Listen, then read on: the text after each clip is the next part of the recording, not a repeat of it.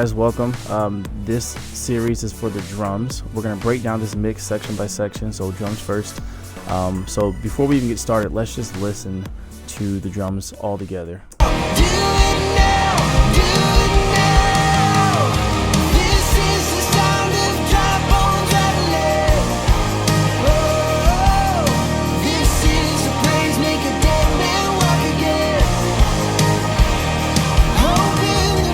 So they sound great, they're hitting hard, they're punchy, there's lots of clarity, there's no muddiness, not blocking up the vocals. Let's solo the drums out by themselves and do a little before and after. So here's, I'm gonna bypass the plugin so you can hear what it's like before processing and after. So here's before.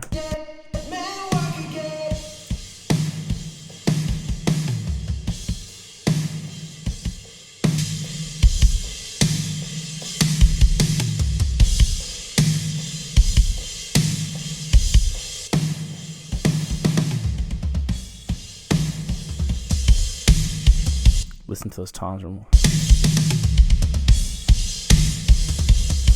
So as you can hear, the drums by themselves, they weren't recorded poorly.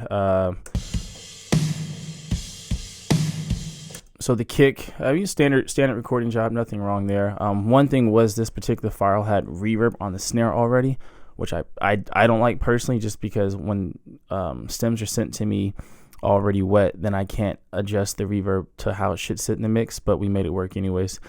So listening to the drums raw,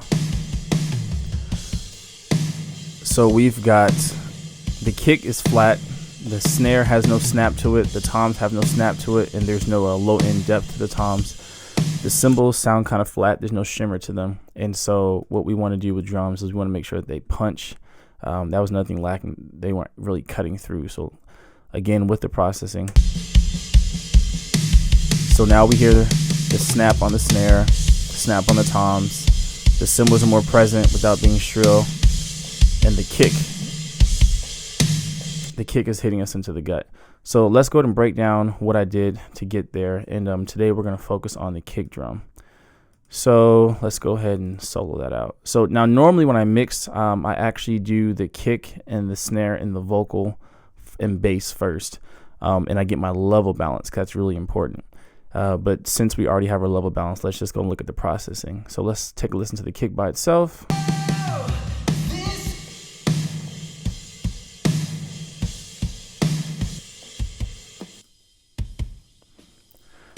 Okay, so first thing I did, my lovely Tube Tech, let's take a listen to this adjustments.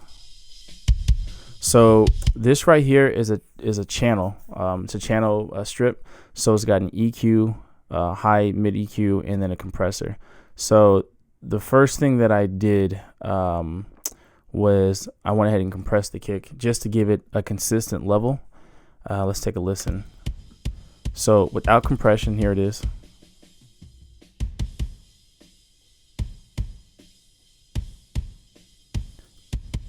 And with compression.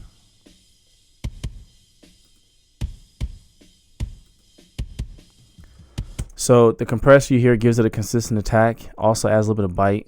And so just a quick overview of the settings. The attack was actually fairly medium, just because I wanted the transient to get through. I was more interested in compressing the back end of the kick, so we had some snap in there. Ratio was a 5-to-1, and then it's just I'm only taking off maybe 3 dB, as you can see right here. Taking off 3 dB. So it just gives it more presence and more punch.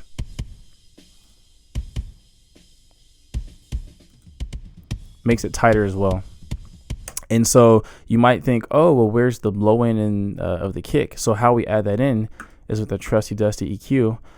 So what I did was I went ahead and boosted 100 hertz all the way up. So I mean, I was all the way, maxed it out. Boosted 100 hertz all the way up, and then I also boosted 4K. And the reason for that is that's the attack. So the interesting thing about kick drum is it's actually heard at the top and felt at the bottom. So if you can't hear the kick drum, don't turn up the fader, just turn up the EQ. So watch this. See, you can't hear the kick drum. You feel it but that sensation of actually hearing it is in the top range of that 4K. So if we take that 4K away, we don't hear the kick drum. If we take away the 100K, we don't feel the kick drum. That's really important to know. So if you want to feel it, get your low frequencies turned up. If you want to hear it, get your high frequencies turned up. All right. And then next part, let's see, did I do any adjustments? You hear it again. So clarity. So how to get the kick drum not to be muddy? A lot of times 300, 200, anywhere between 2 to 500 hertz is where a lot of mud is. You can see here I dipped it out. You hear how mid-range that kick is?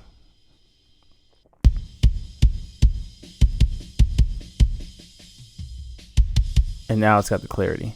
Now here's another important tip. When we're mixing, I'm always constantly soloing between I'm always mixing between the kick drum by itself and soloing the whole mix, because it might sound great by itself, but it might not sound great with everything else in it. So what I do is that mid-range,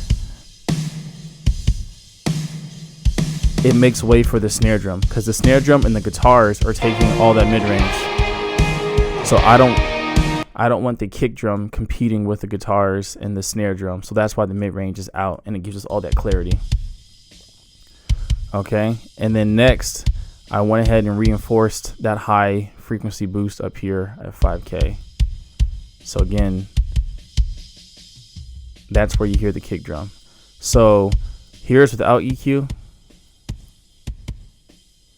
and here's with EQ. Here's without compression, with compression. So you see both of them together is really what makes this kick drum come to life. So here's the raw kick drum.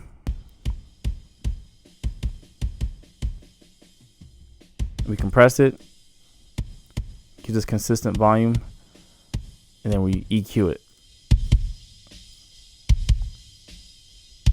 And now we've got our clarity, our punch, and our thump. And then right here, I used a Fab Filter. I love this EQ, Pro Q. And same thing, I just reinforced the overall signal. I've got this ducked out the way for the bass, because the bass is sitting here. So if I don't EQ that, the bass and the kick drum get in the way of each other.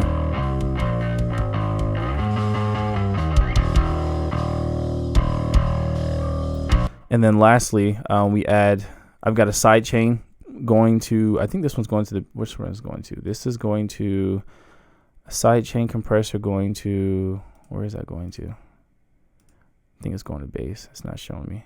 Yes, so I've got the kick drum compressing the bass, so that way the bass ducks out the way when the kick drum hits, and I've got some reverb going to the kick drum as well. So all together,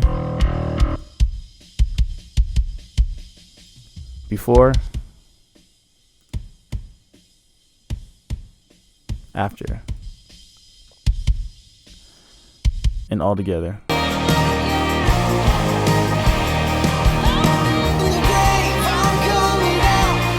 So that's it for today's episode on kick drum. If you have any questions, feel free to post in the comments below, and hope this helps you guys out in your future mixing endeavors. And I will see you guys back for the next episode, where we'll be covering the snare, and then until we finish the whole entire drum set.